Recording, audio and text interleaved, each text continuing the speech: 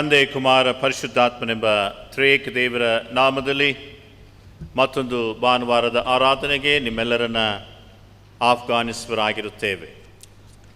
ತಲೆಗಳನ್ನು ತಗ್ಗಿಸಿ ದೇವರ ಅಭಯದ ವಾಕ್ಯವನ್ನು ಆಲಿಸೋಣ.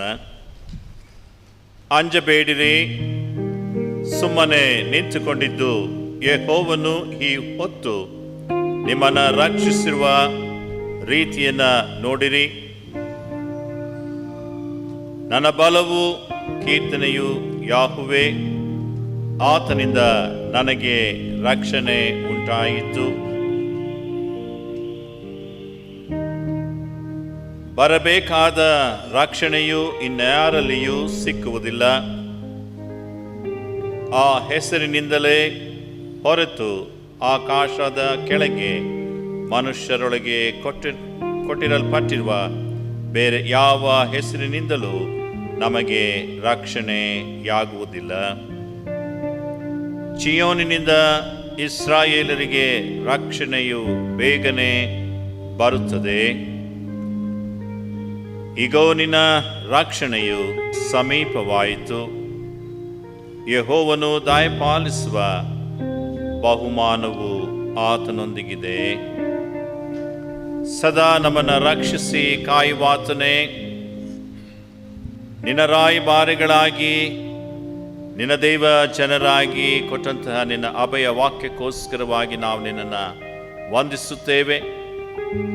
ನಿನ್ನ ಮಕ್ಕಳಾಗಿ ಈ ಲೋಕದಲ್ಲಿ ನಾವು ಮಾಡುವಂತಹ ಈ ಕಾರ್ಯದಲ್ಲಿ, ಈ ಸೇವೆಯಲ್ಲಿ ಸ್ವಾಮಿ ಜೀವಿಸುವ ಸ್ವಾಮಿ ನೀನಾಗಿದ್ದಿ.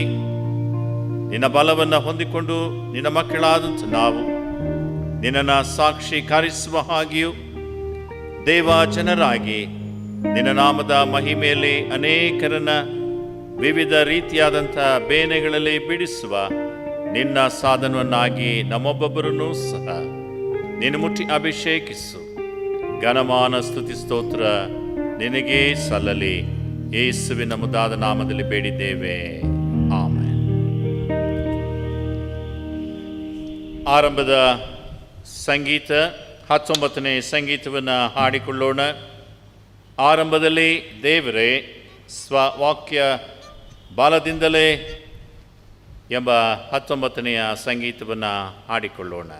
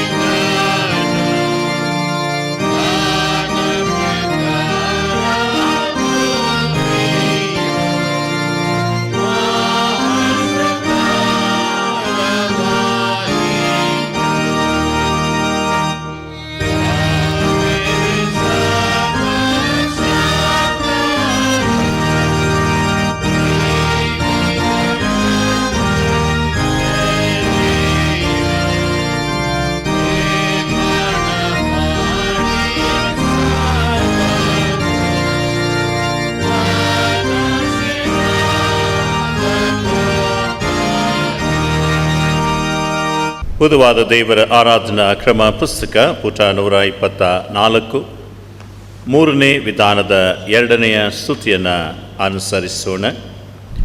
ಕರ್ತನು ತನ್ನ ಪರಿಶುದ್ಧ ಮಂದಿರದಲ್ಲಿದ್ದಾನೆ. ಭೂಲೋಕವೆಲ್ಲ ಆತನ ಮುಂದೆ ಮೌನವಾಗಿರಲಿ.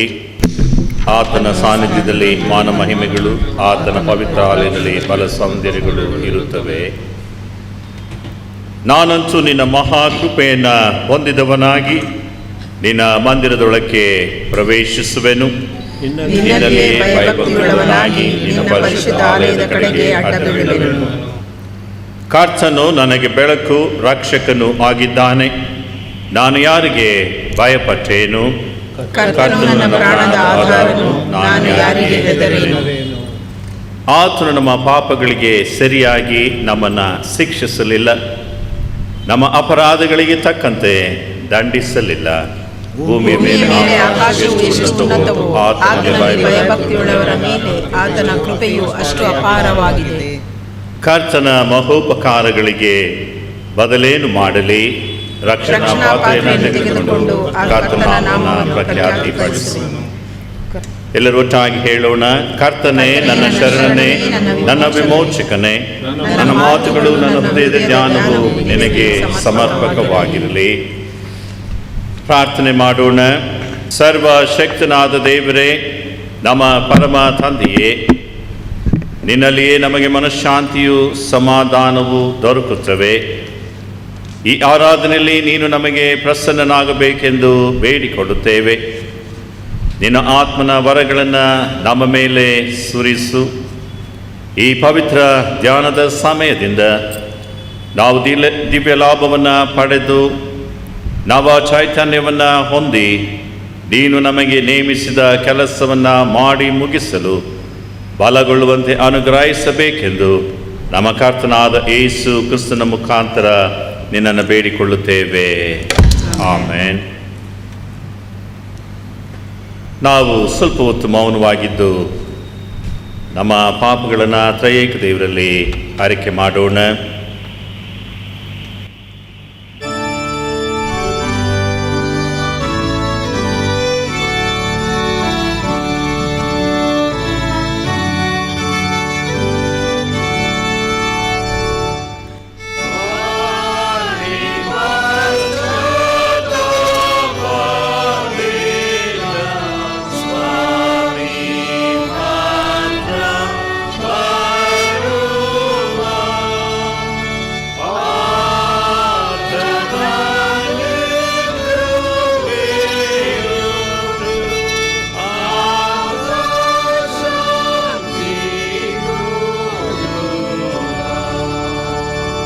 ನಾವೆಲ್ಲರೂ ಒಟ್ಟಾಗಿ 127ನೇ ಪುಟದಲ್ಲಿ ಕಾಣುವಂತಹ ಪಾಪದ ಅರಿಕೆಯನ್ನು ಹೇಳೋಣ. ನಾವು ಬಹಳ ತಪ್ಪು ಮಾಡಿ ಮನೋವಕಾರಗಳಿಂದ ಪಾಪ ಮಾಡಿದ್ದೇವೆಂದು ತಂದೆ, ಕುಮಾರ, ಪವಿತ್ರಾತ್ಮನೆಂಬ ಸರ್ವಶಕ್ತನಾದ ದೇವರಿಗೆ ಅರಿಕೆ ಮಾಡುತ್ತೇವೆ. ಆದ ಕಾರಣ ನಮ್ಮ ಮೇಲೆ ದಯವಿರುವಂತೆ ದೇವರನ್ನು ಪ್ರಾರ್ಥಿಸುತ್ತೇವೆ. ಸರ್ವಶಕ್ತನಾದ ದೇವರೇ, ನಮ್ಮ ಮೇಲೆ ಕರುಣೆ, ನಮ್ಮ ಪಾಪಗಳೆಲ್ಲ ಕ್ಷಮಿಸಿ, ಎಲ್ಲ ಕೇಳಿದ ನಮ್ಮನ್ನು ಬಿಡಿಸಿ, ಎಲ್ಲ ಸದಾಚಾರದಲ್ಲಿ ನಮ್ಮನ್ನು ನೆಲೆಗೊಳಿಸಿ ಬಲಪಡಿಸಿ ನಿತ್ಯ ಜೀವನದಲ್ಲಿ ಸೇರಿಸಿ ನಮ್ಮ ಕರ್ತನಾದ ಯೇಸು ಕ್ರಿಸ್ತನ ಮುಖಾಂತರ ನಿನ್ನನ್ನು ಬೇಡಿಕೊಳ್ಳುತ್ತೇವೆ. ಆಮೆನ್.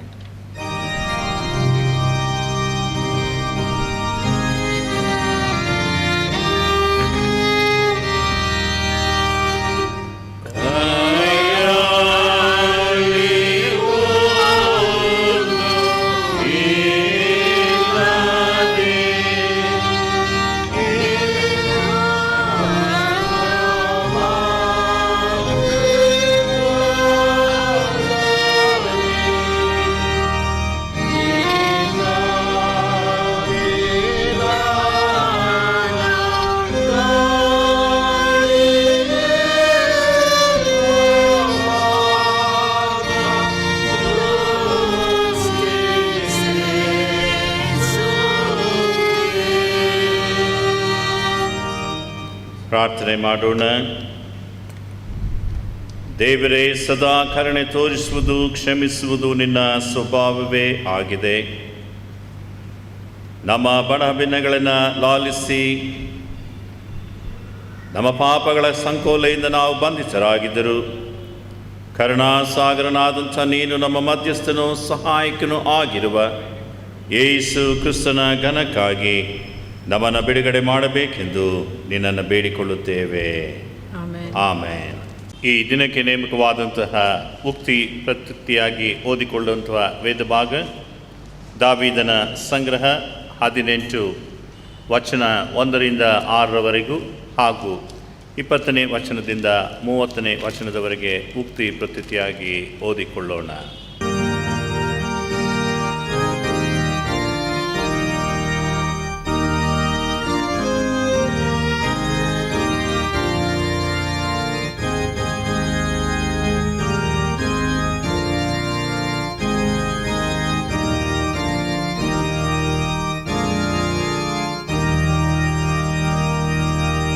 ಉತ್ತರ ಪ್ರತ್ಯುತ್ತರಕ್ಕಾಗಿ ಆರಿಸಲ್ಪಟ್ಟಿರುವ ಸತ್ಯವೇದ ಭಾಗವು ಕೀರ್ತನೆಗಳು 18ನೆಯ ಸಂಗ್ರಹ 1ರಿಂದ 6 ಹಾಗೂ 20ರಿಂದ 30 ವಚನಗಳವರೆಗೆ. ಯೆಹೋವನ ಸೇವಕನಾದ ದಾವೀದನು ಸೌಲನ ಕೈಯಿಂದಲೂ ಎಲ್ಲ ಶತ್ರುಗಳ ಕೈಯಿಂದಲೂ ತಪ್ಪಿಸಲ್ಪಟ್ಟಾಗ ಯೆಹೋವನ ಘನಕ್ಕಾಗಿ ಈ ಪದ್ಯವನ್ನು ರಚಿಸಿ ಹೇಳಿದನು. ನನ್ನ ಬಲವಾಗಿರುವ ಯೆಹೋವನೇ, ನಿನ್ನಲ್ಲಿಯೇ ಮಮತೆ ಇಡುತ್ತೇನೆ. ಯೆಹೋವನು ನನ್ನ ಬಂಡೆಯು, ನನ್ನ ಕೋಟೆಯು, ನನ್ನ ವಿಮೋಚಕನು, ನನ್ನ ದೇವರು, ನನ್ನ ಆಶ್ರಯಗಿರಿಯು, ನನ್ನ ಪ್ರಾಣಿಯು, ನನ್ನ ರಕ್ಷಣೆಯು, ಕೊಂಬು, ನನ್ನ ದುರ್ಗವೂ ಆಗಿದ್ದಾನೆ. ಯೆಹೋವನು ಸ್ತೋತ್ರಕ್ಕೆ ಅರ್ಹನು.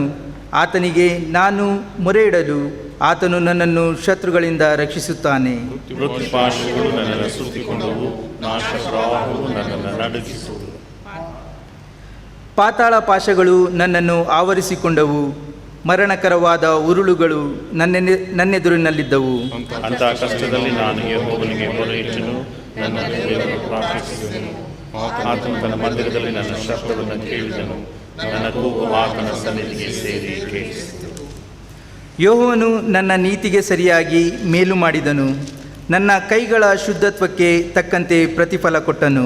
ಯೆಹೋವನ ಮಾರ್ಗವನ್ನೇ ಅನುಸರಿಸಿದನಲ್ಲ, ನನ್ನ ದೇವರನ್ನು ಬಿಟ್ಟು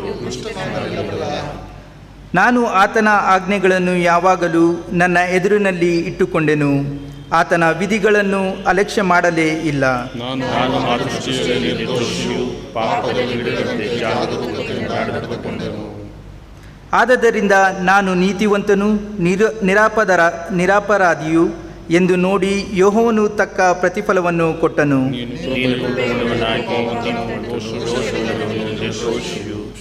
ಶುದ್ಧನಿಗೆ ಪರಿಶುದ್ಧನು, ಮೂರ್ಖನಿಗೆ ವಕ್ರನು ಆಗಿರುವಿ. ದೀನರನ್ನು ಉದ್ಧರಿಸುವವನು, ಹಮ್ಮಿನ ಕಣ್ಣುಳ್ಳವರನ್ನು ತಪ್ಪಿಸಿಬಿಡುವನು. ನೀನೇ ನನ್ನ ದೀಪವನ್ನು ಹೊತ್ತಿಸುವವನಲ್ಲವೇ? ನನ್ನ ದೇವರಾದ ಯೆಹೋವನು ನನಗೆ ಬೆಳಕನ್ನು ಕೊಟ್ಟು ಕತ್ತಲನ್ನು ಪರಿಹರಿಸುವನು.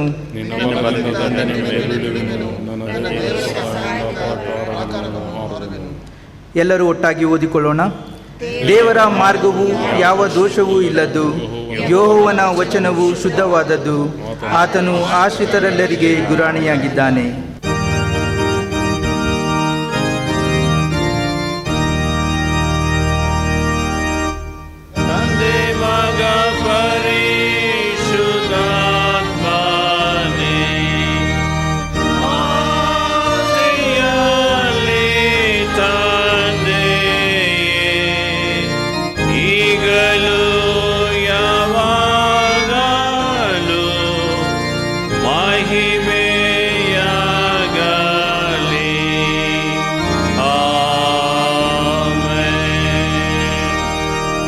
ಈ ಆರಾಧನೆಗೆ ನೇಮಕವಾದಂತಹ ಹಳೆಯ ಒಡಂಬಡಿಕೆಯ ವೇದ ಪಾರಾಯಣವನ್ನು ಓದಿ ಕೇಳೋಣ.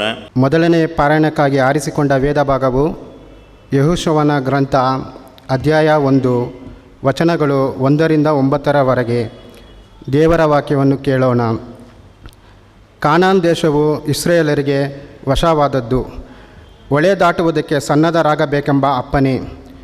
ಯೆಹೋವನ ಸೇವಕನಾದ ಮೋಶೆಯು ಸತ್ತ ಮೇಲೆ ಯೆಹೋವನು ಅವನ ಶಿಷ್ಯನಾದ ನೂನನ ಮಗ ಯೆಹೋಶುವನಿಗೆ, ನನ್ನ ಸೇವಕನಾದ ಮೋಶೆ ಸತ್ತನು.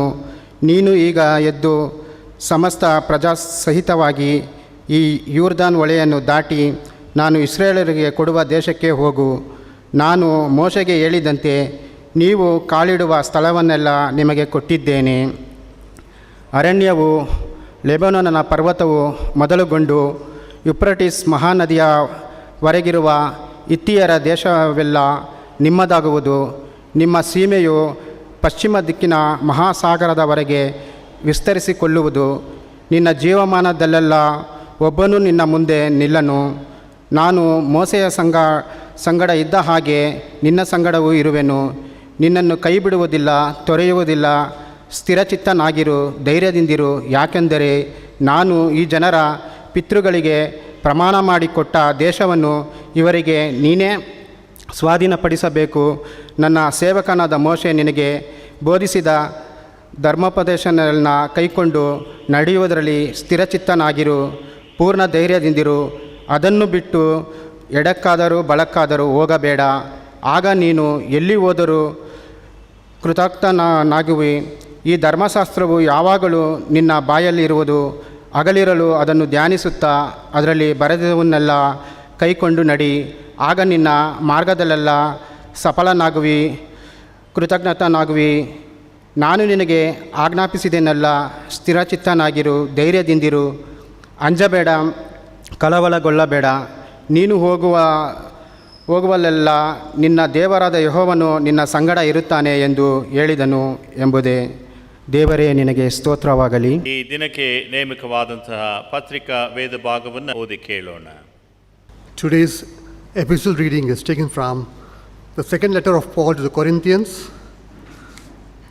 chapter 5, reading from verse 16 to 6th chapter, verse 10.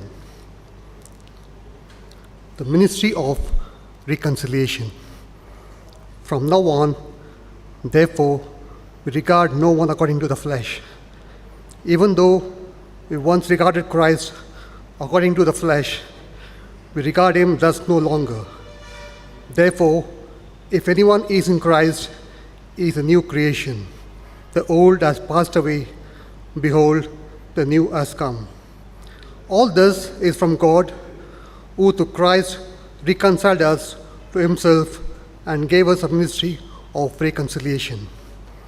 That is, in Christ God was reconciling the world to himself, not counting their trespasses against them, and entrusting to us the message of reconciliation. Therefore, we are ambassadors for Christ, God making his appeal through us. We implore you on behalf of Christ, be reconciled to God. For our sake, he made him to be sin who knew no sin, so that in him we might become the righteousness of God. Working together with him, then we appeal to you not to receive the grace of God in vain. For he says, in a favorable time I listened to you, and in the day of salvation I have helped you. Behold, now is salvation time. Behold, now was the day of salvation. We put no obstacle in anyone's way, so that no fault may be found with our ministry. But as servants of God, we commend ourselves in every way by great endurance in afflictions, hardships, calamities, beatings, imprisonments, riots, labors, sleepless nights, hunger, by purity, knowledge, patience, kindness, the Holy Spirit, genuine love, by truthful speech and the power of God, with the weapons of righteousness for the right hand and for the left, through honor and dishonor, through slander and praise. We are treated as impostors and yet are true, as unknown and yet well known, as dying and behold we live, as punished and yet not killed, as sorrowful yet always rejoicing, as poor yet making many rich, as having nothing yet possessing everything. Here ends the reading. Praise be to God. ಹಾಡಿಕೊಳ್ಳುವ Kannada ಜ್ಞಾನ ಕೀರ್ತನೆಯಲ್ಲಿ 19ನೆಯ ಜ್ಞಾನ ಕೀರ್ತನೆ, ಸುಂದರ ರಕ್ಷಕನೇ ನಿನ್ನ ವಂದಿತ ನಾಮವನೇ ಎಂಬ ಜ್ಞಾನ ಕೀರ್ತನೆಯನ್ನು ಹಾಡಿಕೊಳ್ಳುವ.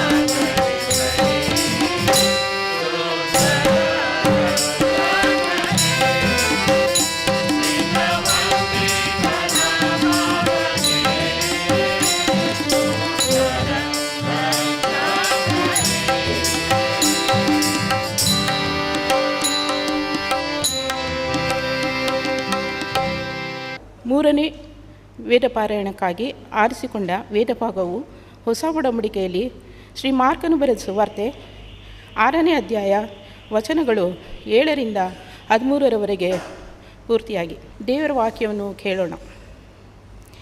ಯೇಸು 12 ಮಂದಿ ಶಿಷ್ಯರನ್ನು ಸುವಾರ್ತೆ ಸಾರುವುದಕ್ಕೆ ಕಳುಹಿಸಿತು. ಆತನು ಹಳ್ಳಿ ಪಳ್ಳಿಗಳನ್ನು ಸುತ್ತಿಕೊಂಡು ಉಪದೇಶ ಮಾಡುತ್ತಾ ಬಂದನು ಮತ್ತು 12 ಮಂದಿ ಶಿಷ್ಯರನ್ನು ಹತ್ತಿರಕ್ಕೆ ಕರೆದು ಅವರನ್ನು ಇಬ್ಬಿಬ್ಬರಾಗಿ ಕಳುಹಿಸಲಾರಂಭಿಸಿದನು. ಕಳಿಸುವಾಗ ಅವರಿಗೆ ದೆವ್ವಗಳ ಮೇಲೆ ಅಧಿಕಾರ ಕೊಟ್ಟು, ಕೋಲು ಹೊರತು ದಾರಿಗೆ ಏನೂ ತಕ್ಕೊಂಡು ಹೋಗಬೇಡಿರಿ, ಬುತ್ತಿ, ಹಸಿಬೆ, ಹಮ್ಮಿಣಿಯನ್ನು, ದುಡ್ಡು ಬೇಡ, ಕೆರೆಗಳನ್ನು ಮೆಟ್ಟಿಕೊಳ್ಳಬಹುದು ಎಂದು 2 ಅಂಗಿಗಳನ್ನು ತೊಟ್ಟಿಕೊಳ್ಳಬೇಡಿರಿ ಎಂದು ಅಪ್ಪಣೆ ಕೊಟ್ಟನು. ಇದಲ್ಲದೆ ಆತನು ಅವರಿಗೆ, ನೀವು ಎಲ್ಲಿಯಾದರೂ ಒಂದು ಮನೆಯಲ್ಲಿ ಇಳಿದುಕೊಂಡಾಗ ಆ ಸ್ಥಳದಿಂದ ಹೊರಬರುವ ತನಕ ಅಲ್ಲೇ ಇರಿ, ಮತ್ತು ಯಾವ ಸ್ಥಳದಲ್ಲಾದರೂ ನಿಮ್ಮನ್ನು ಸೇರಿಸಿಕೊಳ್ಳದೆಯೂ ನೀವು ಹೇಳುವುದನ್ನು ಕೇಳದೆಯೂ ಹೋದರೆ ಆ ಸ್ಥಳದಿಂದ ಹೊರಟು ಹೋಗುವಾಗ ನಿಮ್ಮ ಕಾಲಿಗೆ ಹತ್ತಿರುವ ಧೂಳನ್ನು ಜಾಡಿಸಿಬಿಡಿರಿ, ಅದು ಅವರಿಗೆ ಸಾಕ್ಷಿಯಾಗಿರಲಿ ಎಂದು ಹೇಳಿದನು. ಅವರು ಹೊರಟು ಹೋಗಿ ಜನರಿಗೆ ದೇವರ ಕಡೆಗೆ ತಿರುಗಿಕೊಳ್ಳಬೇಕೆಂದು ಸಾರಿ ಅನೇಕ ದೆವ್ವಗಳನ್ನು ಬಿಡಿಸಿ ಅನೇಕ ರೋಗಿಗಳಿಗೆ ಎಣ್ಣೆ ಹಚ್ಚಿ ವಾಸಿ ಮಾಡುವುದನು ಎಂಬುದೇ. ದೇವರೇ, ನಿನಗೆ ಸ್ತೋತ್ರವಾಗಲಿ. ಜೀವಿಸುವವನು ನಾನಲ್ಲ, ಕ್ರಿಸ್ತನು ನನ್ನಲ್ಲಿ ಇರುವನು, ಆತನಿಗಾಗಿ ಜೀವಿಸುವೆ, ಆತ ನನ್ನ ಪ್ರಾಣದ ಆಧಾರನು. ಜೀವಿಸುವವನು ನಾನಲ್ಲ. ಈ ದಿನ ನಾನು ಹಾಗೂ ನಾವುಗಳು ಧ್ಯಾನ ಮಾಡುವಂತಹ ವಿಶೇಷ ವಿಷಯ people of god, ambassadors of Christ. ದೇವರ ಜನರು, ಕ್ರಿಸ್ತನ ರಾಯಭಾರಿಗಳು ಎಂಬುದಾಗಿ. ಇದಕ್ಕಾಗಿ ಆರಿಸಿಕೊಂಡಂತಹ ದೇವರ ವಾಕ್ಯ ಯೆಹೋಶುವನು 1ನೇ ಅಧ್ಯಾಯ ವಚನ 5 ಹಾಗೂ 9.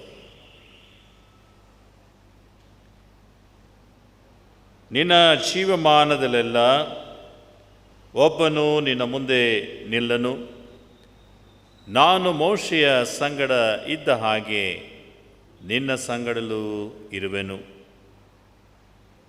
9ನೇ ವಚನ, ನಾನು ನಿನಗೆ ಆಜ್ಞಾಪಿಸಿದನೆಲ್ಲ ಸ್ಥಿರಚಿತ್ತನಾಗಿರು, ಧೈರ್ಯದಿಂದಿರು, ಅಂಜಬೇಡ, ಕಳವಳಗೊಳ್ಳಬೇಡ. ನೀನು ಹೋಗುವಲ್ಲೆಲ್ಲ ನಿನ್ನ ದೇವರಾದ ಯೆಹೋವನು ನಿನ್ನ ಸಂಗಡ ಇರುತ್ತಾನೆ ಎಂಬುದಾಗಿ. ಕರ್ತನಲ್ಲಿ ಪ್ರೀತಿಯುಳ್ಳ ಪ್ರಿಯ ದೇವಜನರೇ, ದೇವರ ಪ್ರೀತಿಯನ್ನು ನೆನೆದು ನೋಡ್ರಿ. ಆತನಿಂದ ಹೇರಳವಾದಂಥ ಆಶೀರ್ವಾದವನ್ನು ಹೊಂದಿದಂತಹ ನಾವು ಪಾಪದಲ್ಲಿ ಬಿದ್ದ ಮೇಲೂ ದೇವರು ನಮ್ಮನ್ನು ಕ್ಷಮಿಸಿ ಆತನ ಸ್ವಕೀಯ ಪ್ರಜೆಯನ್ನಾಗಿ ನಮ್ಮನ್ನು ಆದುಕೊಂಡು ಕ್ರಿಸ್ತನ ರಾಯಭಾರಿಗಳಾಗಿ ಲೋಕದಲ್ಲಿ ನಾನು ಹಾಗೂ ನೀವು ಇರಬೇಕೆಂಬುದಾಗಿ ಆತನು ನಮ್ಮಿಂದ ಅಪೇಕ್ಷಿಸಿದ್ದಾನೆ. 2 ಕೊರಿಂಥ 5ನೇ ಅಧ್ಯಾಯದ 20ನೇ ವಚನ. ನೀನು ನನ್ನನ್ನು, ನನ್ನ ವಾಕ್ಯಗಳನ್ನು ಅಥವಾ ನಾನು ನಿನಗೆ ಆಜ್ಞಾಪಿಸಿದನೆಲ್ಲ ನೀನು ಕೈ ಹಿಡಿದು ನಡೆಯುವುದಾದರೆ, ಸ್ವಾಮಿ ಹೇಳುವಂಥದ್ದು, ನಾನು ನಿನ್ನನ್ನು ಕೈ ಬಿಡುವುದಿಲ್ಲ, ತೊರೆಯುವುದಿಲ್ಲ. ಆದುದರಿಂದ ನೀನು ಸದಾಕಾಲ ಸ್ಥಿರಚಿತ್ತನಾಗಿರು, ಧೈರ್ಯದಿಂದಿರು. ಅಷ್ಟು ಮಾತ್ರವೇ ಅಲ್ಲದೆ, ನೀನು ನನ್ನ ವಾಕ್ಯಗಳನ್ನು ಬಿಟ್ಟು ಎಡಕ್ಕಾದರೂ ಬಲಕ್ಕಾದರೂ ಹೋಗಬೇಡ. ಆಗ ನೀನು ಎಲ್ಲಿ ಹೋದರೂ ಕೃತಾರ್ಥನಾಗಿರುವಿ. ಈ ಧರ್ಮಶಾಸ್ತ್ರವು ಯಾವಾಗಲೂ ನಿನ್ನ ಬಾಯಲ್ಲಿರಲಿ.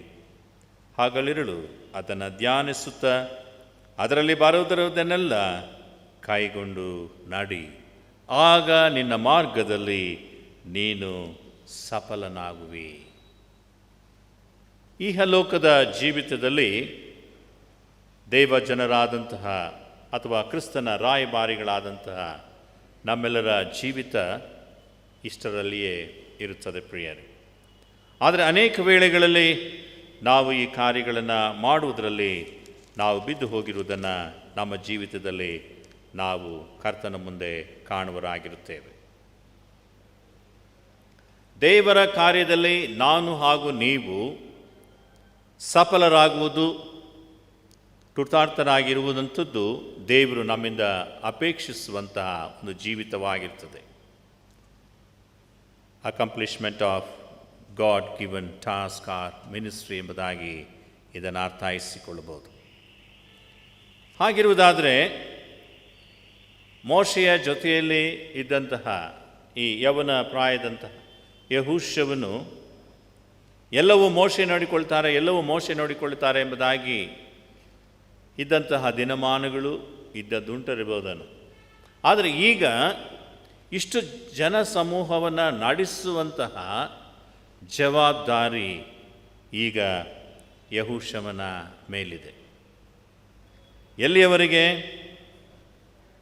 ವಾಗ್ದಾನ ಮಾಡಿದಂತಹ ಆ ದೇಶಕ್ಕೆ ಜನರನ್ನು ಕರೆದೊಯ್ಯುವವರೆಗೂ ಸಹ ಈತನಿಗೆ ಆ ಒಂದು ಕಾರ್ಯವಿರ್ತದೆ. ಹಾಗಾಗಿ ದೇವರು ಆತನಿಗೆ ಒಂದು ವಾಗ್ದಾನವನ್ನು ಕೊಡ್ತಾನೆ. ನಾನು ಹೇಗೆ ಮೋಶೆಯ ಸಂಗಡ ಇದ್ದೆನೋ ಅದೇ ರೀತಿಯಲ್ಲಿ ನಿನ್ನ ಸಂಗಡ ನಾನು ಇರ್ತೇನೆ. ನೀನು ಹೆದರಬೇಕಾಗಿಲ್ಲ, ಸ್ಥಿರಚಿತ್ತನಾಗಿರು, ಧೈರ್ಯವಾಗಿರು, ನಾನು ನಿನ್ನನ್ನು ತೊರೆಯುವುದಿಲ್ಲ. ಯಾಕೆಂದರೆ ನಾನು ಈ ಜನರ ಪಿತೃಗಳಿಗೆ ಪ್ರಮಾಣ ಮಾಡಿಕೊಟ್ಟ ದೇಶವನ್ನು ಇವರಿಗೆ ನೀನೇ ಸ್ವಾಧೀನಪಡಿಸಬೇಕು. ಆ ದಿನಮಾನಗಳಲ್ಲಿ ಈ ಒಂದು ಜವಾಬ್ದಾರಿ ಯವನ ಪ್ರಾಯದಲ್ಲಿದ್ದಂತಹ ಯೆಹೋಶುವನಿಗೆ ಕೊಟ್ಟಂಥದ್ದು. ಮತ್ತು ಯೆಹೋಶುವನು ತನ್ನ ಜೀವಿತವನ್ನು ಹೇಗೆ ರೂಪಿಸಿಕೊಳ್ಳಬೇಕೆಂಬುದಾಗಿ ದೇವರು ತಾನೇ ಹೇಳಿದರು. ಇದನ್ನು ಒಂದು ಉದಾಹರಣೆಯನ್ನು ಇಟ್ಟುಕೊಂಡವರಾಗಿ ಈಗ ನಾವು ನಮ್ಮ ಜೀವಿತ ಹೇಗಿದೆ ಎಂಬುದನ್ನು ಸ್ವಲ್ಪ ಹೊತ್ತು ಪರೀಕ್ಷಿಸಿಕೊಳ್ಳೋಣ. ಪೌಲನು ಕೊರಿಂಥದವರಿಗೆ ಬರೆದಂತಹ 2ನೇ ಪತ್ರಿಕೆಯ 5ನೇ ಅಧ್ಯಾಯದ 16ನೇ ವಚನದಿಂದ ನಾವು ಈ ಕಾರ್ಯಗಳನ್ನು ನೋಡೋಣ. ಹೀಗಿರಲಾಗಿ ಇಂದಿನಿಂದ ನಾವು ಯಾರನ್ನ ಶರೀರ ಸಂಬಂಧವಾಗಿಯೂ ಅರಿತುಕೊಳ್ಳುವುದಿಲ್ಲ. ಕ್ರಿಸ್ತನನ್ನು ಕೂಡ ನಾವು ಶರೀರ ಸಂಬಂಧವಾಗಿ ತಿಳಿದಿದ್ದರೂ ಇನ್ನು ಮುಂದೆ ಆತನನ್ನು ಹಾಗೆ ತಿಳ್ಕೊಳ್ಳುವುದಿಲ್ಲ. ಶರೀರ ಭಾವದಲ್ಲಿ ಇರುವಂಥದ್ದು ಬೇರೆ ಆಗಿರ್ತದೆ. ಆದರೆ ಯೆಹೋಶುವನ ರೀತಿಯಲ್ಲಿ ದೇವರ ಕಾರ್ಯವು ನಿನ್ನ ಬಾಯಲ್ಲಿ ಹಗಲಿರುಳು ಇರುವುದಾದರೆ ನಿಮ್ಮ ಜೀವಿತ ಹೇಗಿರುತ್ತದೆ ಗೊತ್ತಾ? 17ನೇ ವಚನ. ಹೀಗಿರಲಾಗಿ ಯಾವನಾದರೂ ಕ್ರಿಸ್ತನಲ್ಲಿದ್ದರೆ ಅವನು ನೂತನ ಸೃಷ್ಟಿಯಾದನು. ಈಗೋ ಹಳೆಯದೆಲ್ಲ ಏನಾಯ್ತಂತೆ, ಪೂರ್ವ ಸ್ಥಿತಿ ಹೋಗಿ ಎಲ್ಲವೂ ನೂತನವಾಯಿತು. ನನ್ನ ಪಾಪಮಯವಾದಂಥ ಜೀವಿತ ನನ್ನನ್ನು ಬಿಟ್ಟು ಹೋಗಿ ನಾನು ಒಬ್ಬ ಪರಿಶುದ್ಧ ವ್ಯಕ್ತಿಯಾಗಿ ದೇವರ ಸಾಧನವಾಗಿ ಆತನ ಕಾರ್ಯಭಾರವನ್ನು ನಡೆಸುವಂತಹ ಸ್ಥಿತಿಯಲ್ಲಿದ್ದೇನೆ. ಇದು ಹೇಗಾಯಿತು ಎಂಬುದಾಗಿ ನೀವು ಕೇಳುವುದಾದರೆ ಇದೆಲ್ಲ ದೇವರ ಪ್ರೀತಿಯಿಂದಲೇ ನನಗೂ ಹಾಗೂ ನಿಮಗೂ ಕೊಡಲ್ಪಟ್ಟದ್ದು. ಹೇಗೆ ದೇವರ ಸಮಾಧಾನ ದೂತನಾಗಿ ಲೋಕದಲ್ಲಿ ಇದ್ದನೋ ನಾವು ಸಹ ಕಷ್ಟ, ನೋವು, ಸಂಕಟ, ಅಸಮಾಧಾನಗಳ ಮಧ್ಯದಲ್ಲಿ ಸಮಾಧಾನದ ದೂತರಾಗಿ ಜೀವಿಸಬೇಕು. ದೇವರ ವಾಕ್ಯವನ್ನು ಗಮನಿಸ್ರಿ. ಕ್ರಿಸ್ತನ ಮೂಲಕ ನಮ್ಮನ್ನು ತನಗೆ ಸಮಾಧಾನ ಪಡಿಸಿಕೊಂಡು ಸಮಾಧಾನ ವಿಷಯವಾದಂತಹ ಸೇವೆಯನ್ನು ನಮಗೆ ಅನುಗ್ರಹಿಸಿದ್ದಾನೆ. ಸಮಾಧಾನ ವಾಕ್ಯವೇನೆಂದರೆ, ದೇವರು ಮನುಷ್ಯರ ಅಪರಾಧವನ್ನು ಅವರ ಲೆಕ್ಕಕ್ಕೆ ಹಾಕದೆ ಲೋಕವನ್ನು ಕ್ರಿಸ್ತನಲ್ಲಿ ತನಗೆ ಸಮಾಧಾನ ಪಡಿಸಿಕೊಳ್ಳುತ್ತಿದ್ದಂತಹ ಎಂಬುದಾಗಿ ದೇವರ ವಾಕ್ಯವನ್ನು ಕೇಳಿದರು.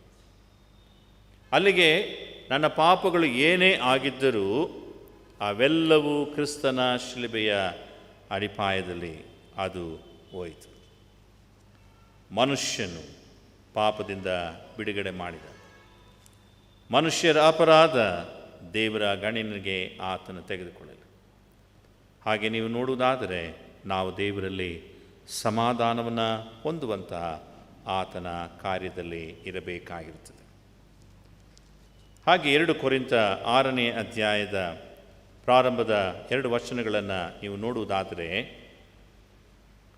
ನಾನು ದೇವರಿಂದ ಕೃಪಾ ಆಶೀರ್ವಾದವನ್ನು ಹೊಂದಿದುವುದಾದರೆ ಪ್ರಸನ್ನತೆಯ ಕಾಲದಲ್ಲಿ ನಿನ್ನ ಮನವಿಯನ್ನು ಕೇಳಿದೆನು, ರಕ್ಷಣೆಯ ದಿನಗಳಲ್ಲಿ ನಿನಗೆ ಸಹಾಯ ಮಾಡಿದೆನು ಎಂಬುದಾಗಿ ದೇವರು ತಾನೇ ನನಗೆ ಹೇಳಿದನಲ್ಲ. ದೇವರು ನನ್ನ ಕಿವಿಯಲ್ಲಿ ಈ ವಾಕ್ಯಗಳನ್ನು ಹೇಳುವ ಹಾಗೆ ನನ್ನನ್ನು ನಾನು ಕ್ರಿಸ್ತನ ಸೇವೆಯಲ್ಲಿ ಅಥವಾ ರಾಯಭಾರಿಯ ಒಂದು ಜವಾಬ್ದಾರಿಯಲ್ಲಿ ನನ್ನನ್ನು ನಾನು ತೊಡಗಿಸಿಕೊಳ್ಳಬೇಕು. ಆದರೆ ದೇವ್ರ ವಾಕ್ಯ ಏನು ಹೇಳುತ್ತದೆ? ಒಂದು ವೇಳೆ ನೀನು ಆ ಪ್ರಸನ್ನತೆಯ ಕಾಲ, ಆ ಧ್ವನಿ ನಿನ್ನ ಕಿವಿಗೆ ಬಿದ್ದಿರುವುದಾದರೆ ಈಗಲೇ ಆ ಸುಪ್ರಸನ್ನತೆಯ ಕಾಲ, ಅದೇ ಈ ರಕ್ಷಣೆಯ ದಿನ ಎಂಬುದಾಗಿ ನೀವು ಗಮನಿಸ್ಬೋದು. ಹಾಗಿರುವುದಾದರೆ ನನ್ನ ಜೀವಿತದಲ್ಲಿ ನಾನು ಅಳವಡಿಸಿಕೊಳ್ಳಬೇಕಾದಂಥ ಕಾರ್ಯಗಳು ತಾನೇ ಏನೆಂಬುದಾಗಿ ನೀವು ಕೇಳುವುದಾದರೆ ಅದೇ ಅಧ್ಯಾಯದ ಕೆಲವು ವಾಕ್ಯಗಳಲ್ಲಿ ನಮಗೆ ಉತ್ತರ ಸಿಗುತ್ತದೆ. ನಾನು ಹೆಚ್ಚಿನ ರೀತಿಯಲ್ಲಿ ಶುದ್ಧ ಮನಸ್ಸು, ದೈವಿಕ ಜ್ಞಾನ, ದೀರ್ಘವಾದಂಥ ಶಾಂತಿ, ದಯೆ, ಪವಿತ್ರಾತ್ಮ ನಡೆಸುವಿಕೆ, ಕಪಟವಿಲ್ಲದಂತಹ ಪ್ರೀತಿ, ಸತ್ಯವಾಕ್ಯ, ದೇವರ ಮಹತ್ವ, ಇವುಗಳಿಂದ ನನ್ನ ಜೀವಿತವನ್ನು ನಾನು ಕೂಡಿಸಿಕೊಂಡಿರಬೇಕು. ಹೀಗೆ ಕ್ರೋಢೀಕರಿಸಿಕೊಳ್ಳುವುದು ಬಹಳ ಕಷ್ಟವಾಗಿರ್ತದೆ. ಶುದ್ಧ ಮನಸ್ಸು, ದೈವಿಕ ಜ್ಞಾನ, ಸುದೀರ್ಘವಾದಂತಹ ಶಾಂತಿ, ದಯೆ, ಪವಿತ್ರಾತ್ಮನ ನಡೆಸುವಿಕೆ, ಇದೆಲ್ಲ ಒಂದು ರೀತಿ ಹೇಳುವುದಕ್ಕೆ ಬಹಳ ಚೆನ್ನಾಗಿ ಕಂಡರೂ ವಾಸ್ತವ ಜೀವಿತದಲ್ಲಿ ನಾನು ಸಂಪೂರ್ತಿಯಾಗಿ ಸ್ವಾಮಿಗೆ ನನ್ನನ್ನು ಒಪ್ಪಿಸಿಕೊಡದೆ ಹೋದರೆ ಈ ಕಾರ್ಯಗಳನ್ನು ಮಾಡುವುದು ಬಹಳ ಕಷ್ಟವಾಗ್ತದೆ. ಮುಂದೆ ನೀವು ಮಾರ್ಕನು ಬರೆದ ಸುವಾರ್ತೆಗೆ ಬರುವುದಾದರೆ 6ನೇ ಅಧ್ಯಾಯ 7ನೇ ವಚನದಿಂದ ಕೆಲವು ವಾಕ್ಯಗಳನ್ನು ನಾವು ನೋಡ್ತೇವೆ. ಯೇಸು 12 ಮಂದಿ ಶಿಷ್ಯರನ್ನು ಸುವಾರ್ತೆಗೆ ಸಾರುವುದಕ್ಕೆ ಕಳುಹಿಸಿದ್ದು ಎಂಬುದಾಗಿ. ಅಂದು 12 ಮಂದಿ ಶಿಷ್ಯರು, ಇಂದು ಯಾರು? ನಾವುಗಳು. ಅವರನ್ನು ಕಳುಹಿಸುವಾಗ ಇಬ್ಬಿಬ್ಬರನ್ನಾಗಿ ಆತನು ಕಳುಹಿಸಲು ಪ್ರಾರಂಭಿಸ್ತಾನೆ. ಸುಮ್ಮನೆ ಆತನನ್ನು ಕಳಿಸಲಿಲ್ಲ. ಆತನು ಹೇಳುವಂಥ ವಾಕ್ಯಗಳನ್ನು ಕೇಳ್ರಿ. ಅವರಿಗೆ ದೆವ್ವಗಳ ಮೇಲೆ ಅಧಿಕಾರ ಕೊಟ್ಟು ಅವರನ್ನು ಕಳುಹಿಸುವನಾಗಿ ಕಂಡುಬರ್ತದೆ. ನಿಮ್ಮ ದಾರಿಗೆ ಒಂದು ಕೋಲಿದ್ದರೆ ಸಾಕೆಂಬುದಾಗಿ ದಾವೀದನ ಸಂಕೀರ್ತನೆ 23ರಲ್ಲಿ ನಾವು ಓದ್ತೇವೆ. ಕರ್ತನೇ, ನಿನ್ನ ಕೋಲು, ನಿನ್ನ ದೊಂಡೆಯುವುದಾಗಿ. Lord, your rod and your staff. ಇದಕ್ಕೆ ವ್ಯತ್ಯಾಸ ಏನೆಂಬುದಾಗಿ ನೀವು ಗಮನಿಸುವುದಾದರೆ, one to tame, another one to nourish you. ನಿನ್ನ ಕೋಲು ಎತ್ತರವಾಗಿರುವಂತಹ ಸ್ಥಳದಿಂದ ಕುರಿಗಳಿಗೆ ಬೇಕಾದಂಥ ಆಹಾರವನ್ನು ತೆಗೆದುಕೊಳ್ಳುವುದು. ದೊಣ್ಣೆ ನನ್ನನ್ನು ಶಿಕ್ಷಿಸುವಂಥದ್ದು. ಯಾವುದೇ ಮಾರ್ಗವನ್ನು ನಾವು ಬಿಟ್ಟು ಹೊರಗೆ ಹೋದಾಗ ಸ್ವಾಮಿ ನಮ್ಮನ್ನು ಕರೆಯುವಂಥದ್ದನ್ನು ನೀವು ಗಮನಿಸ್ಬೋದು. ಸಾಂಕೇತಿಕವಾಗಿಯೋ ಏನೋ ಕೋಲು ಹೊರತು ದಾರಿಗೆ ಏನು ತಕ್ಕೊಂಡು ಹೋಗಬೇಡ್ರಿ ಎಂಬುದಾಗಿ ಹೇಳಿದಂಥದ್ದನ್ನು ನಾವು ನೋಡ್ತೇವೆ. ಕೆರೆಗಳನ್ನು ಮೆಚ್ಚಿಕೊಳ್ಳಬಹುದು, ಈ ದಿನಮಾನಗಳಲ್ಲಿ ನೀವು ದೇವರ ವಾಕ್ಯವನ್ನು ಸಾರುತ್ತಾ ಇರುವಾಗಲೇ ಆ ಸುವಾರ್ತೆಯನ್ನು ಸಾರುತ್ತಾ ಇರುವಾಗ ಕೆಳಗೊಂದು ಲೈನ್ ಬರುತ್ತೆ, ನೀವು ಗಮನಿಸಿರ್ಬೋದು. ಸೇವೆಗೋಸ್ಕರವಾಗಿ ದುಡ್ಡನ್ನು ಕೊಡ್ರಿ, ಚೆಕ್ ಆದರೂ ಕೊಡ್ಬೋದು, DD ಆದರೂ ಕೊಡ್ಬೋದು, ಇದನ್ನು ಇಲ್ಲಿ ಕಳಿಸಿ ಎಂಬುದಾಗಿ ಹೇಳ್ತಾರೆ. ಆದರೆ ಇಲ್ಲಿ ನೀವು ಗಮನಿಸುವುದಾದರೆ ದುಡ್ಡು ಬೇಡ ಎಂಬುದಾಗಿ ಹೇಳ್ತಿತ್ತು. ಅಲ್ಲಿಗೆ ನೀನು ಮಾಡುವಂಥ ಸೇವೆ ಯಥಾರ್ಥವಾದಂಥ ಸೇವೆಯಾಗಿರುವುದಾದರೆ ದುಡ್ಡು ತಾನಾಗಿಯೇ ಆ ಸೇವೆಗೆ ಬರುತ್ತದೆ ಎಂಬುದಾಗಿ. ಕರ್ತನಲ್ಲಿ ಪ್ರೀತಿಯುಳ್ಳ ಪ್ರಿಯ ದೇವಜನರೇ, ಮತ್ತಾಯನು ಬರೆದ ಸುವಾರ್ತೆ 28ನೇ ಅಧ್ಯಾಯ ಕೊನೆಯ ಭಾಗದಲ್ಲಿ ನೀವು ಗಮನಿಸುವುದಾದರೆ ಯೇಸುವಿನ ಕಡೆಯ ಮಾತುಗಳೆಂಬುದಾಗಿ ಶಿರೋನಾಮೆ 18ನೇ ವಚನ. ಆಗ ಯೇಸು ಹತ್ತಿರಕ್ಕೆ ಬಂದು, ಪರಲೋಕದಲ್ಲಿಯೂ ಭೂಲೋಕದಲ್ಲಿಯೂ ಎಲ್ಲ ಅಧಿಕಾರವು ನನಗೆ ಕೊಡಲ್ಪಟ್ಟಿದೆ. ಆದುದರಿಂದ ನೀವು ಹೊರಟು ಹೋಗಿ ಎಲ್ಲ ದೇಶದ ಜನರನ್ನು ಶಿಷ್ಯರನ್ನಾಗಿ ಮಾಡಿರಿ, ಮತಾಂತರ ಮಾಡಿರಿ ಎಂಬುದಾಗಿ ಹೇಳಲಿಲ್ಲ. ಚೆನ್ನಾಗಿ ಗಮನಿಸಿ. Sometime people play up with words. ಶಿಷ್ಯರನ್ನಾಗಿ ಮಾಡಿರಿ ಎಂಬುದಾಗಿ ಹೇಳಿದರು. ಶಿಷ್ಯರಲ್ಲಿ ಏನು ಗುಣ ಇರಬೇಕು? ದೀರ್ಘ ಶಾಂತಿ ಇರಬೇಕು. ಯಾವುದೇ ರೀತಿಯಾದಂಥ ಕಾರ್ಯದಲ್ಲಿ ಅವರು ಭೇದ ಭಾವನೆಗಳನ್ನು ತೋರಿಸದೇ ಇರಬೇಕು. ಹಾಗೆಯೇ ಶಿಷ್ಯರನ್ನಾಗಿ ಮಾಡಿರಿ. ಮುಂದೆ ಅವರಿಗೆ ತಂದೆಯ, ಮಗನ, ಪವಿತ್ರಾತ್ಮನ ಹೆಸರಿನಲ್ಲಿ ದೀಕ್ಷಾ ಸ್ನಾನ ಮಾಡಿಸಿರಿ. ನಾನು ನಿಮಗೆ ಆಜ್ಞಾಪಿಸಿದ್ದನ್ನೆಲ್ಲ ಕಾಪಾಡಿಕೊಳ್ಳುವುದಕ್ಕೆ ಅವರಿಗೆ ಉಪದೇಶ ಮಾಡಿರಿ. ಒಂದು ಶ್ಲೋಕ ಬರ್ತದೆ, ಅಸತೋಮ ಸದ್ಗಮಯ ಎಂಬುದಾಗಿ. ಕತ್ತಲಿನಿಂದ ಬೆಳಕಿಗೆ ನಡೆಸುವುದು, ಅಸತ್ಯದಿಂದ ಸತ್ಯಕ್ಕೆ ನಡೆಸುವಂತಹ ಆ ಜವಾಬ್ದಾರಿಯುತವಾದಂಥ ಕಾರ್ಯಕ್ಕೆ ರಾಯಭಾರಿಗಳನ್ನಾಗಿ ದೇವರು ನನ್ನನ್ನು ಹಾಗೂ ನಿಮ್ಮನ್ನು ನೇಮಿಸಿದ್ದಾನೆ, ಅಧಿಕಾರವನ್ನು ಕೊಟ್ಟಿದ್ದಾನೆ. ಈಗ ನಾವುಗಳು ಈ ಕಾರ್ಯಭಾರದಲ್ಲಿ ನಮ್ಮನ್ನು ನಡೆಸಿಕೊಂಡವರಾಗಿರಬೇಕು. ನಾನು ನಿಮಗೆ ಆಜ್ಞಾಪಿಸಿದ್ದನ್ನೆಲ್ಲ ಕಾಪಾಡಿಕೊಳ್ಳುವುದಕ್ಕೆ ಅವರಿಗೆ ಉಪದೇಶ ಮಾಡಿರಿ. ನೋಡಿರಿ, ನಾನು ಯುಗದ ಸಮಾಪ್ತಿಯವರೆಗೂ ಎಲ್ಲ ದಿವಸಗಳು ನಿಮ್ಮ ಸಂಗಡ ಇರುತ್ತೇನೆ. ಈ ಕೋವಿಡ್-19ರಲ್ಲಿಯೂ ಸಹ ದೇವರು ನಮ್ಮ ಸಂಗಡ ಇದ್ದಾನೆ.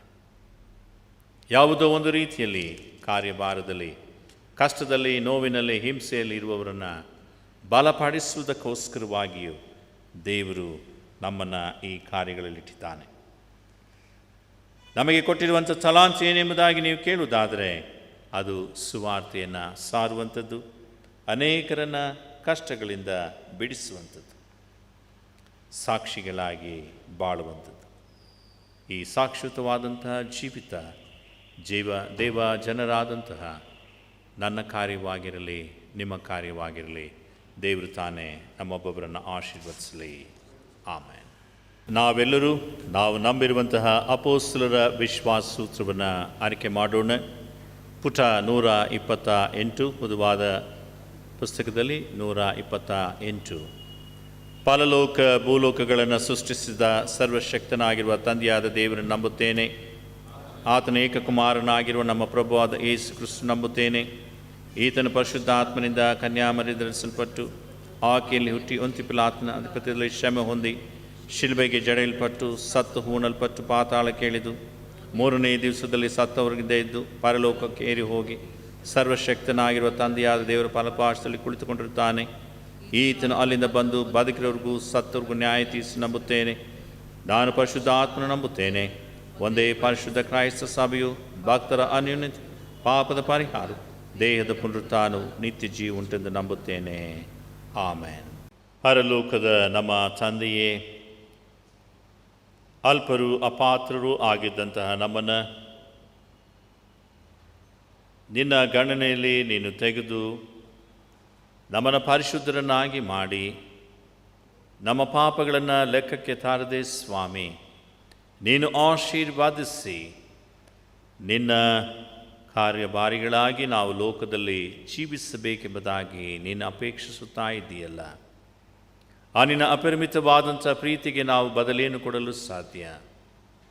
ನಿನ್ನ ಪರಿಶುದ್ಧ ವಾಕ್ಯವನ್ನು ಧ್ಯಾನಿಸಿ ಹಾಗಲಿರಲು ಸ್ವಾಮಿ, ಅದೇ ನಮ್ಮ ವಾಕ್ಯದಲ್ಲಿ ನಮ್ಮ ಬಾಯಲ್ಲಿ ಬರುವ ಹಾಗೆ ನೀನು ಕೃಪೆ ಮಾಡಿದ್ದಕ್ಕೋಸ್ಕರವಾಗಿ ನಾವು ನಿನ್ನನ್ನು ವಂದಿಸುತ್ತೇವೆ.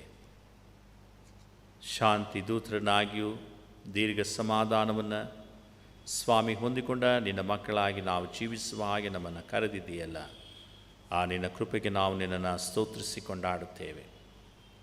ಈಗ ಸ್ವಾಮಿ, ನಮ್ಮ ಸಭೆಯಲ್ಲಿರುವಂಥ ಎಲ್ಲ ಹಿರಿಯ ಕಿರಿಯ ಆತ್ಮಗಳಿಗೋಸ್ಕರವಾಗಿ ನಾವು ಪ್ರಾರ್ಥಿಸುತ್ತೇವೆ.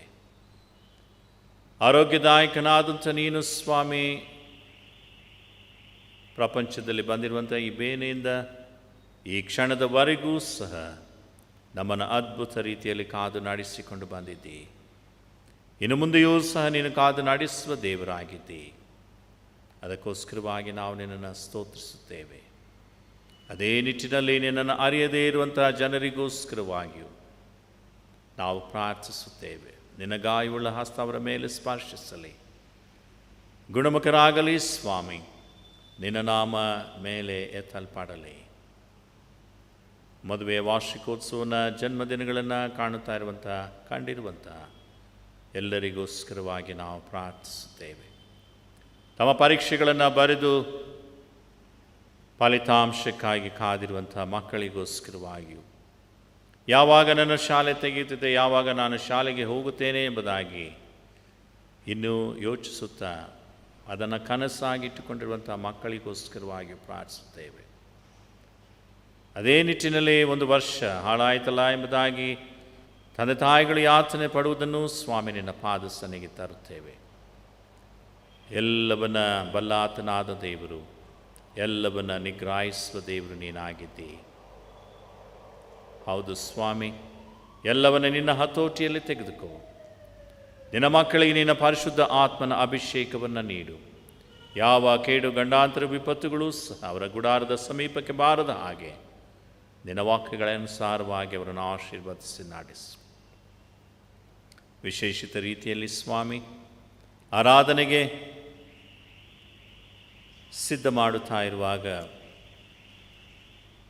ಸ್ವಾಮಿ, ವಾದ್ಯಗೋಷ್ಠಿಯವರಾಗಿರ್ಬೋದು ಅಥವಾ ಈ ಒಂದು ಆನ್ಲೈನ್ ಮೂಲಕ ಅನೇಕರನ್ನು ನಾವು ಮುಟ್ಟುವ ಹಾಗೆ ಕೃಪೆಯಲ್ಲಿ ಸಹಾಯಿಸುತ್ತಾ ಇರುವಂಥ ಎಲ್ಲ ಸಹೋದರಿಗೋಸ್ಕರವಾಗಿ, ಹಾಡನ್ನು ಹಾಡಿದ ಸಹೋದರಿ ಹಾಗೂ ಸಹೋದರಿಗೋಸ್ಕರವಾಗಿ, ಅದಕ್ಕಾಗಿ ಪರಿಶ್ರಮ ಪಡುತ್ತಾ ಇರುವಂತಹ ಸಭಾಪಾಲನಾ ಸಮಿತಿ, ವಿಶೇಷಿತ ರೀತಿಯಲ್ಲಿ ಸಭೆಯ ಎಲ್ಲ ಆತ್ಮಗಳಿಗೋಸ್ಕರವಾಗಿ ಪ್ರಾರ್ಥಿಸುತ್ತೇವೆ.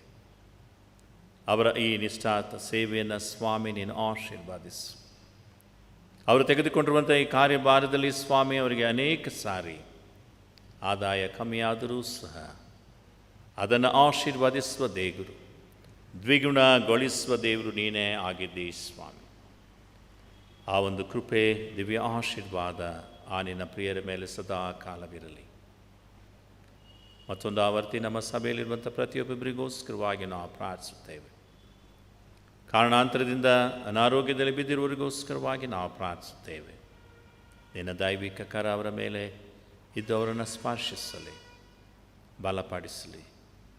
ಶೀಘ್ರದಲ್ಲಿಯೇ ಸ್ವಾಮಿ, ನಾವು ಸಮುದಾಯವಾಗಿ ಜೀವದಾಯಕನಾದಂಥ ನಿನ್ನನ್ನು ನಿನ್ನ ಪರಿಶುದ್ಧ ಆಲಯದಲ್ಲಿ ನಾವು ಪ್ರಾರಂಭಿಸುವ ಹಾಗೆ, ಆರಾಧಿಸುವ ಹಾಗೆ ಕೃಪೆ ಮಾಡೆಂಬುದಾಗಿ, ವರ್ತಮಾನ ಭೂತ ಭವಿಷ್ಯತ್ ಕಾಲಗಳಲ್ಲಿ ಸರ್ವಶಕ್ತನಾಗಿ ಜೀವಿಸುವ ಯೇಸುವೇ ನಿನ್ನ ಪರಿಶುದ್ಧ ನಾಮದ ಮಹಿಮೆಯಲ್ಲಿ ಈ ಪ್ರಾರ್ಥನೆಯನ್ನು ಬೇಡಿ ಹೊಂದಿಕೊಂಡಿದ್ದೇವೆ. ಆಮೆನ್. ನಿರ್ಗಮನಕ್ಕಾಗಿ ಹಾಡಿಕೊಳ್ಳುವ ಸಂಗೀತ 301, ಕ್ರೈಸ್ತರಾದ ನಮ್ಮ ಮೇಲೆ ಬಿದ್ದ ಭಾರವು.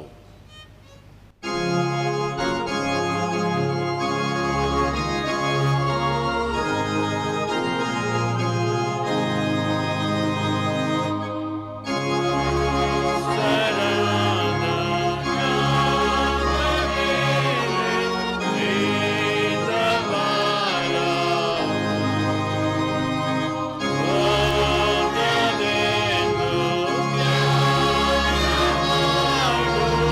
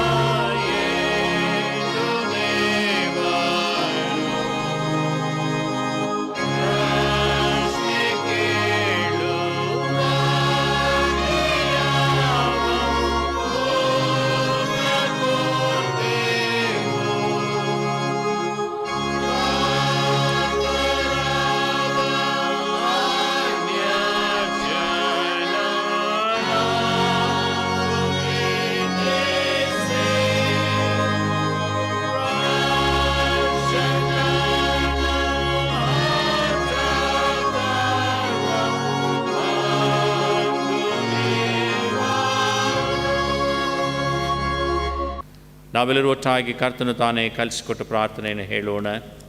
ಪರಲೋಕದಲ್ಲಿರುವ ನಮ್ಮ ತಂದೆಯೇ, ನಾವು ಪರಿಶುದ್ಧವನ್ನು ಎಣಿಸಲ್ಪಡಲಿ, ರಾಜ್ಯವು ಬರಲಿ, ನಿಶ್ಚಿತವು ಪರಲೋಕದಲ್ಲಿ ನೆರವೇರುವ ಪ್ರಕಾರ ಭೂಲೋಕದಲ್ಲಿಯೂ ನೆರವೇರಲಿ. ನಮ್ಮ ಅನುದಿನದ ಆಹಾರವನ್ನು ದಾಯ ಪಾಲಿಸಿ, ನಮಗೆ ತಪ್ಪು ಮಾಡಿದ್ರು ನಾವು ಕ್ಷಮಿಸಿದ್ರೆ ನಮ್ಮ ತಪ್ಪುಗಳನ್ನು ಕ್ಷಮಿಸಿ, ಅದನ್ನು ಶೋಧನೆಗಳು ಸೇರಿಸಿ ಕೇಳಿಂದ ತಪ್ಪಿಸಿ. ರಾಜ್ಯವು ಬಲವು ಮಹಿಮೆಯು ನಿನ್ನದೇ. ಆಮೆನ್. ಲೋಕದ ಕಚ್ಚ ಕಡೆಗೆ ಹೋಗಿರಿ, ಸುವಾರ್ತೆಯನ್ನು ಸಾರಿರೆಂಬುದಾಗಿ ನಮ್ಮನ್ನು ಬಲಪಡಿಸಿ ನಡೆಸಿದಂತಹ ತಂದೆ ದೇವರ ಪ್ರೀತಿ, ಸಹಾಯಕವಾಗಿ ನಮ್ಮೊಂದಿಗಿರುವಂತಹ ಯೇಸು ಕ್ರಿಸ್ತನ ಕೃಪೆ, ಒದಗಿ ಬರುವಂಥ ಎಲ್ಲ ಸವಾಲುಗಳಲ್ಲಿ ತನ್ನ ಪ್ರಸನ್ನತೆಯನ್ನು ತೋರುತ್ತಾ ನಮ್ಮನ್ನು ಬಲಪಡಿಸಿ ಸೇವೆಯಲ್ಲಿಯೂ ಕ್ರಿಸ್ತನ ರಾಯಭಾರಿಗಳಾಗಿ ತೆಗೆದುಕೊಳ್ಳುವಂಥ ಒಂದೊಂದು ಪ್ರಯತ್ನದಲ್ಲಿಯೂ ನಮ್ಮನ್ನು ಬಲಪಡಿಸುತ್ತಾ ಇರುವಂಥ ಪರಿಶುದ್ಧ ಆತ್ಮನ ಸಹವಾಸ ನಡೆಸುವಿಕೆ ಕೃಪೆ ನಿಮ್ಮೆಲ್ಲರ ಸಂಗಡ, ನಿಮ್ಮ ಪ್ರಯಾಸ ಪ್ರಯತ್ನದ ಸಂಗಡ ನಿಮ್ಮೊಂದಿಗಿದ್ದು ನಿಮ್ಮನ್ನು ಆಶೀರ್ವಾದಿಸಿ ನಡೆಸುವಂತಾಗಲಿ. ಆಮೆನ್.